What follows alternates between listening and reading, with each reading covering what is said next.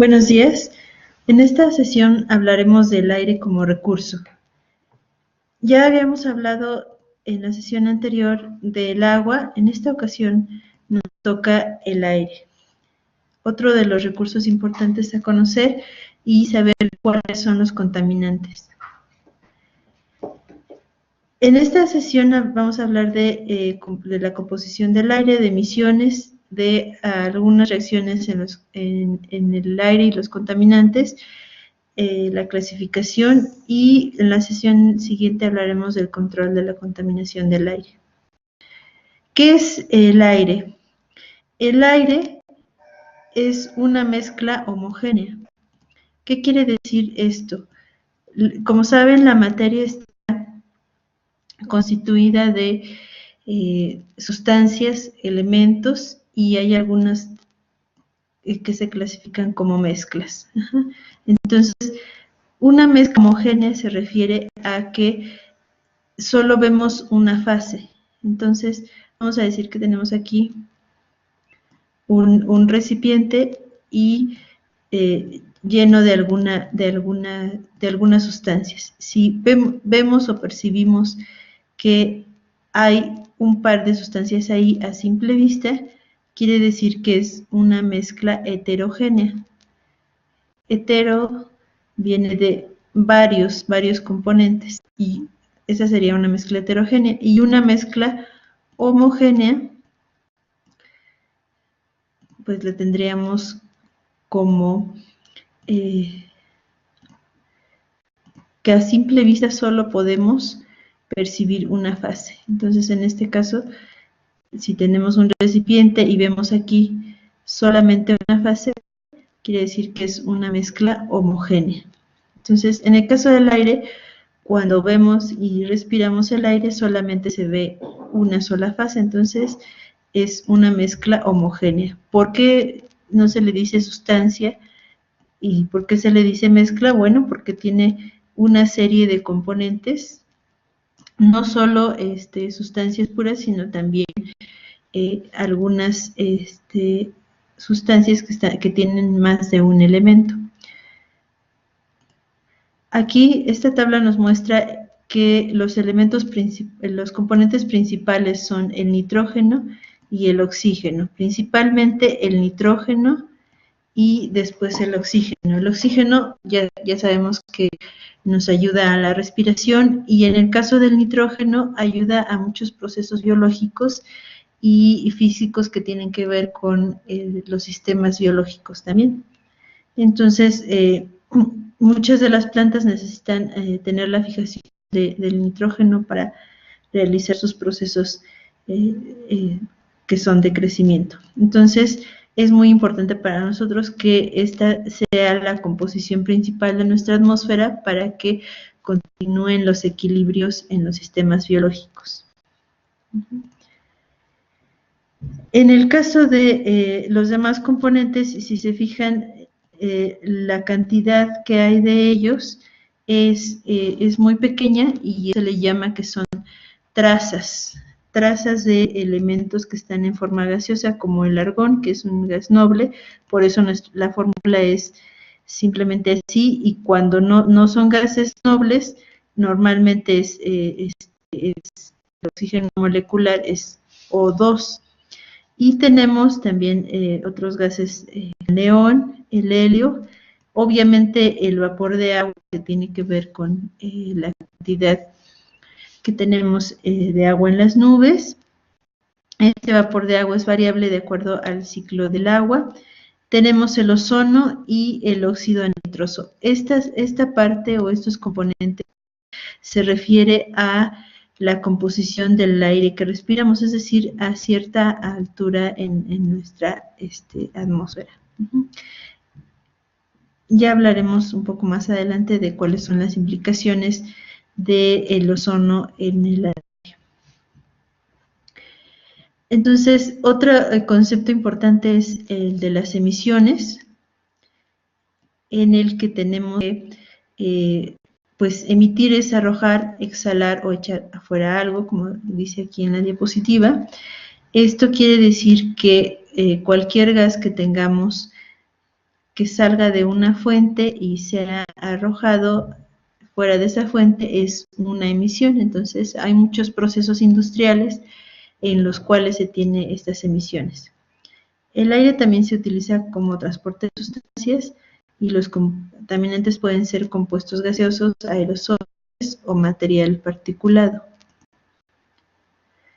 ¿Cómo se clasifican los contaminantes atmosféricos? Se pueden clasificar de acuerdo a su origen, a el tipo de contaminante o al tipo de fuente. Por su origen pueden ser naturales o antropogénicos. Naturales, pues todas las exhalaciones o emisiones que se tienen de volcanes, por ejemplo, y los antropogénicos son los que tienen que ver con las actividades humanas.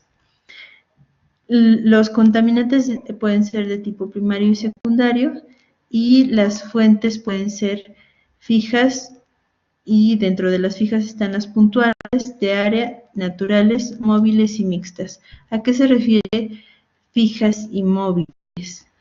Quiere decir que puede ser que la fuente que está emitiendo el contaminante está fija, por ejemplo, en una industria. Tenemos aquí las chimeneas probablemente y sale las emisiones por ahí. Si tenemos una fuente móvil, pues puede ser en el caso de un automóvil que puede emitir ciertos a la atmósfera, pero tiene un movimiento, se va moviendo, va cambiando de lugar. Es la definición sencilla. Ahora, ¿a qué se refiere con primarios y secundarios? Los contaminantes primarios son directamente los que se emiten a la atmósfera. Entonces, hay tres procesos que son los básicos de emisión a la atmósfera, que son la combustión, la evaporación y la abrasión. Algunos de ellos incluyen la molienda, pero básicamente son esos tres: combustión, evaporación y abrasión. El más conocido, la combustión, que genera ciertos elementos al obtenerse ese proceso físico. Los secundarios son sustancias que se crean a partir de procesos físicos y reacciones químicas que tienen lugar en la atmósfera. La combustión puede representarse de esta manera. Aquí estamos considerando que el gas metano tiene oxígeno. Los productos clásicos de la combustión son el CO2, que es el dióxido de carbono, y el agua. Pero si no tuviéramos nada más en la atmósfera que oxígeno, entonces les pongo aquí otra representación de la combustión. En este caso es una combustión incompleta. Si ven, es la misma reacción, metano más oxígeno, y de manera incompleta obtenemos entonces los mismos productos de la combustión completa, más trazas de un par de gases que pueden ocasionar ciertos problemas en la atmósfera, como son el monóxido de carbono. En este caso, aquí les puse, ahí está el monóxido de carbono, y aquí abajo les pongo otra reacción donde ya estoy considerando el nitrógeno. Entonces, el nitrógeno con el oxígeno y algunas fuentes de calor nos puede causar algunos contaminantes que ustedes los habrán oído mencionar, como NOx, que es componentes que tienen nitrógeno y oxígeno y están presentes en la atmósfera. Esos serían contaminantes secundarios porque son derivados de una reacción química. También otro tipo de combustión que tenemos aquí, que estos combustibles, por ejemplo, más el aire, ya considerando el nitrógeno y el oxígeno, o sea, sería una reacción un poco más completa que la que pusimos aquí al inicio, y esto nos da emisiones de los gases que se les llama de efecto invernadero. Entonces, serían el dióxido de carbono, los NOx y SOx, que son los óxidos de nitrógeno y los óxidos de azufre. El plomo, el mercurio y partículas suspendidas, más ceniza. Entonces, si se fijan, los contaminantes principales del aire son, pues, componentes que reaccionan, el dióxido de carbono y las partículas suspendidas. Entonces, esos son los principales componentes, son los que vamos a controlar. Aquí tenemos, les pongo algunas reacciones que pueden ocurrir en el aire. Serían para contaminantes secundarios. Entonces, podrían formarse algunos óxidos metálicos, como se ve aquí, puede ser de sodio, de calcio.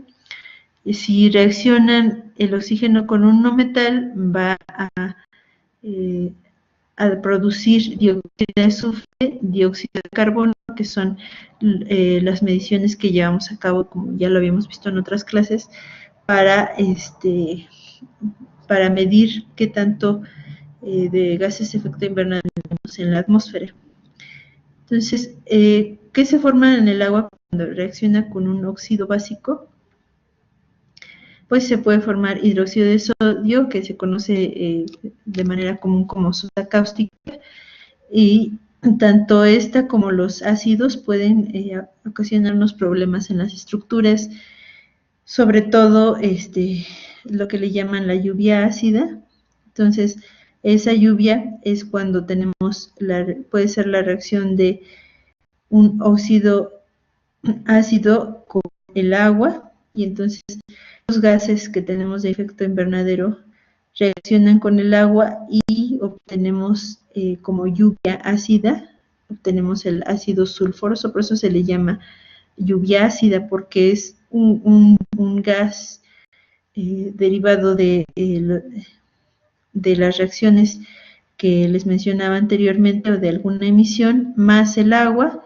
Esto nos da un ácido, y esos son los que van a dañar las estructuras, y sobre todo estructuras antiguas de mármol y todo ese tipo se ve muy, muy claro ahí, pero puede ser cualquier estructura. Y sobre todo también con la sosa cáustica.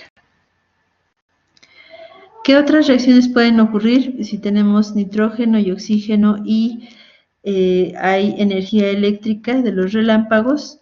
Aquí se forma el contaminante secundario, que es el óxido de nitrógeno. Entonces, esas reacciones ocurren, y también puede ser en presencia de agua líquida de las nubes. Otro del grupo de contaminantes importantes son los llamados compuestos orgánicos volátiles. Estos compuestos se habían mencionado antes porque también tienen que ver, todo eso es un sistema, tienen que ver con contaminación de agua también, y estos están en corrientes de agua y pueden ser hidrocarburos y otros compuestos orgánicos, pero al estar en corrientes de agua se evaporan fácilmente, entonces los llamamos VOC, por sus siglas en inglés, compuestos orgánicos volátiles, y ya estando, se determina, no se ve qué cantidad tenemos también en agua, pero al ya ser volátiles, entran también dentro de los contaminantes del aire y producen la niebla tóxica fotoquímica. Aquí les pongo la reacción. Estos componentes interactúan con gases derivados del nitrógeno y con la luz solar hacen una niebla fotoquímica. Es bastante tóxica, por eso es importante revisarlo. ¿Cuáles son las leyes que se pueden utilizar en los cálculos de control de contaminantes gaseosos? Pues las que ustedes ya conocen de Boyle, de Charles, de Gay-Lussac, la teoría cinética de los gases, es decir, toda esta parte se utiliza también en el área ambiental para poder hacer cálculos acerca de las condiciones como volumen, presión y temperatura. Por eso también la ley de los gases ideales nos ayuda mucho. Aquí está. Es la presión por el volumen es igual a el número de moles por R por la temperatura, y esta relación nos ayuda para hacer conversiones en las concentraciones de los contaminantes. Como se podrán dar cuenta, cuando tenemos un análisis de los procesos o de las operaciones que involucran a los contaminantes, tenemos que saber específicamente cuáles son las concentraciones. Nos interesa mucho calcular concentraciones de contaminantes. Entonces, en el caso del aire es la misma cosa, y aquí tenemos una unidad de masa por el volumen. Esa es la forma en la que se expresa la concentración del contaminante gaseoso, y es más fácil expresarla en partes por millón volumétrico que la masa por unidad. Entonces, como dependen de temperatura y presión, podemos utilizar la ley de los gases para establecerlas y hacer las conversiones. Otra parte es la exposición a los contaminantes. Si ya podemos calcular la concentración de los contaminantes, entonces podremos saber cuál es la exposición que tenemos a esa contaminante, y así determinar si es necesario realizar cambios o si estamos expuestos de manera que se ponga en riesgo la salud. Entonces, se utiliza la concentración, la tasa de toma al día, la exposición, el peso corporal de la persona, el tiempo de vida y por los días. Entonces, básicamente esta fórmula es para determinar la exposición. En la siguiente clase hablaremos sobre el control de los contaminantes atmosféricos. Eso es todo.